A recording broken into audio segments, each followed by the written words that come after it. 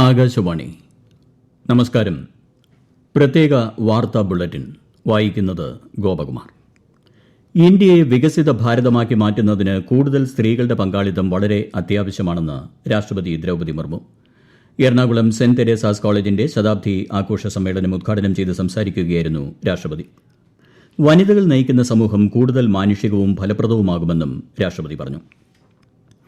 4 ദിവസത്തെ കേരള സന്ദർശനം പൂർത്തിയാക്കി രാഷ്ട്രപതി ദ്രൌപദി മുർമു ഡൽഹിയിലേക്ക് മടങ്ങി. കൊച്ചി അന്താരാഷ്ട്ര വിമാനത്താവളത്തിൽ നിന്ന് ഉച്ചയ്ക്ക് 2:15 വ്യോമസേനയുടെ പ്രത്യേക വിമാനത്തിലാണ് രാഷ്ട്രപതി മടങ്ങിയത്. 4 ദിവസത്തെ സന്ദർശനത്തിനായി ചൊവ്വാഴ്ച വൈകിട്ടാണ് രാഷ്ട്രപതി കേരളത്തിൽ എത്തിയത്. 17ാമത് ദേശീയ റോസ്ഗാർ മേളയുടെ ഭാഗമായി 51,000 നിയമനപത്രങ്ങൾ പ്രധാനമന്ത്രി നരേന്ദ്രമോദി വീഡിയോ കോൺഫറൻസിംഗിലൂടെ കൈമാറി. രാജ്യത്തുടനീളം 40 കേന്ദ്രങ്ങളിലാണ് ഇന്ന് റോസ്ഗർ മേള നടന്നത്. മേളയുടെ ഭാഗമായി തപാൽ വകുപ്പ് തിരുവനന്തപുരത്ത് സംഘടിപ്പിച്ച തൊഴിൽമേള കേന്ദ്ര സഹമന്ത്രി ജോർജ് കുര്യൻ ഉദ്ഘാടനം ചെയ്തു. കോഴിക്കോട് സംഘടിപ്പിച്ച റോസ്ഗർ മേളയെ കേന്ദ്ര സഹമന്ത്രി വി സോമണ്ണ അഭിസംബോധന ചെയ്തു. PM ശ്രീ പദ്ധതിയിൽ കേരളം ഒപ്പുവച്ചത് വിദ്യാർത്ഥികൾക്ക് അർഹതപ്പെട്ട കേന്ദ്ര ഫണ്ട് നഷ്ടപ്പെടുത്താതിരിക്കാനാണെന്ന് വിദ്യാഭ്യാസ മന്ത്രി വി ശിവൻകുട്ടി. പദ്ധതിയിൽ ഒപ്പുവയ്ക്കാത്തതിന്റെ പേരിൽ 1,158 കോടി രൂപയാണ് ഇതിനകം സംസ്ഥാനത്തിന് നഷ്ടമായത്. PM ശ്രീയിൽ ഒപ്പുവയ്ക്കുന്നതിലൂടെ 1,476 കോടി രൂപ സംസ്ഥാനത്തിന് ലഭ്യമാകുമെന്നും മന്ത്രി പറഞ്ഞു. അതേസമയം PM ശ്രീ സംരംഭം നടപ്പിലാക്കുന്നതിനുള്ള ധാരണാപത്രത്തിൽ ഒപ്പുവച്ചതിന് സംസ്ഥാന ഗവൺമെന്റിനെ കേന്ദ്ര വിദ്യാഭ്യാസ മന്ത്രാലയം അഭിനന്ദിച്ചു. സംസ്ഥാന തൊഴിൽ ധനകാര്യ മന്ത്രിമാർ ജർമ്മൻ പ്രതിനിധി സംഘവുമായി കൂടിക്കാഴ്ച നടത്തി. കേരളത്തിലേക്ക് നിക്ഷേപം ആകർഷിക്കുന്നതിനും തൊഴിൽ നൈപുണ്യ വികസന മേഖലകളിൽ പങ്കാളിത്തം ഉറപ്പാക്കുന്നതിനുമായിരുന്നു കൂടിക്കാഴ്ച.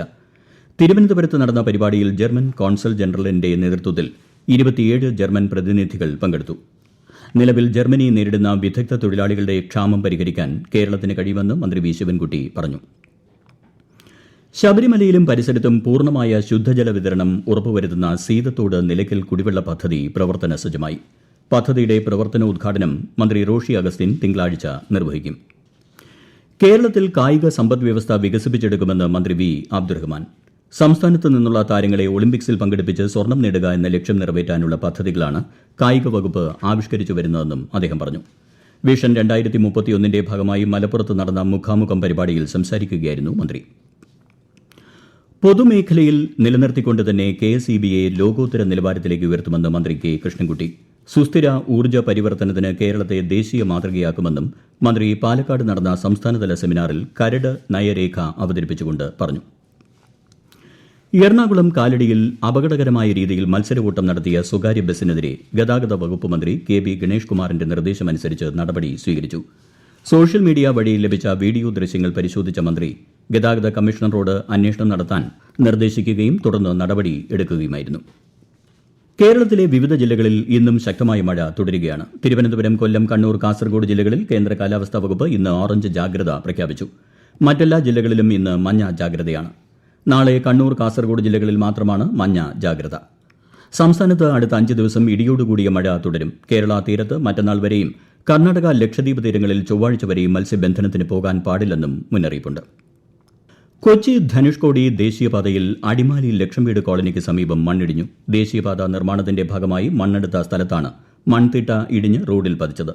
സ്ഥലത്ത് ഗതാഗതം തടസ്സപ്പെട്ടിരിക്കുകയാണ്. മൂന്നാറിലേക്കുള്ള വാഹനങ്ങൾ വഴിതിരിച്ചുവിട്ടു. മണ്ണ് മാറ്റാനുള്ള ശ്രമം തുടരുന്നു. കൊച്ചി നഗരസഭയ്ക്ക് വേണ്ടി കൊച്ചി കപ്പൽശാല നിർമ്മിക്കുന്ന 3ാമത്തെ റോറോയുടെ അവലോകന യോഗം നടന്നതായി കൊച്ചി മേയർ അനിൽകുമാർ. 18 മാസമാണ് നിർമ്മാണ കാലാവധി. ഡിസംബർ അവസാനത്തോടെ റോറോ നീറ്റിലിറക്കാനും അവലോകന യോഗത്തിൽ തീരുമാനമായി. പ്രതിമാസ റേഡിയോ പ്രഭാഷണ പരിപാടിയായ മൻ കി ബാത്തിലൂടെ പ്രധാനമന്ത്രി നരേന്ദ്രമോദി മറ്റന്നാൾ രാവിലെ 11 മണിക്ക് ജനങ്ങളുമായി ആശയങ്ങൾ പങ്കുവയ്ക്കും. പരിപാടിയുടെ 127ാം പതിപ്പാണിത്. ആകാശവാണിയുടെ എല്ലാ നിലയങ്ങളും ദൂരദർശനും മൻ കി ബാത്ത് പ്രക്ഷേപണം ചെയ്യും.